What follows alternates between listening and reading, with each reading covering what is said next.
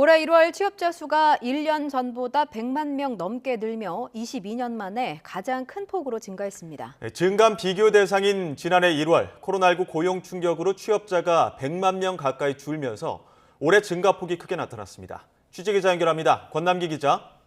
네, 경제부입니다. 네, 올해 1월 취업자가 100만 명 넘게 늘었는데 고용 회복세도 있지만 기저효과 영향도 있다고요? 네, 지난달 취업자 수는 1년 전보다 113만 5천 명 증가했습니다. 외환위기 이후인 지난 2000년 3월 이후 21년 10개월 만에 최대 증가입니다. 기록적인 취업자 증가의 원인으로는 먼저 기저효과가 꼽힙니다.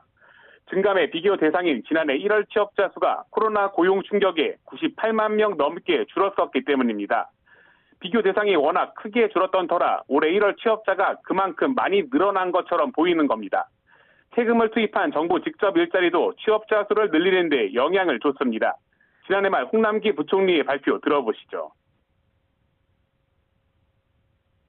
취약계층의 지원 강화 측면에서 내년 1월 중 직접 일자리 60만 명 이상의 조기 채용을 추진하고 아울러 고용촉진장려금 지급 확대도 적극 추진해 나가겠습니다.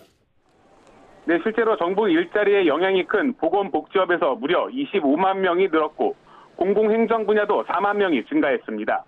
물론 기저효과와 정부 직접 일자리뿐 아니라 비대면 디지털 분야의 발전과 수출 호조 등에 따라 고용 회복세가 계속되는 점도 취업자 수를 늘리는 데 영향을 미쳤습니다. 1월 취업자는 계절 요인을 빼면 지난달과 비교해서도 6만 8천 명이 늘었고 특히 인구 감소 등의 영향이 22개월 연속 줄었던 30대 취업자도 증가세로 돌아섰습니다. 앞서 37개월 연속 감소했던 고용원 있는 자영업자는 지난해 12월에 이어 올해 1월도 늘었습니다. 산업별로 보면 숙박과 음식점업 취업자가 2달 연속 늘었고 제조업과 운수, 창고업 등에서도 취업자가 증가했지만 도소매업은 감소했습니다. 또 일용직 일자리는 9개월 연속 줄며 고용 취약계층의 상황은 여전히 어렵다는 걸 보여줬습니다.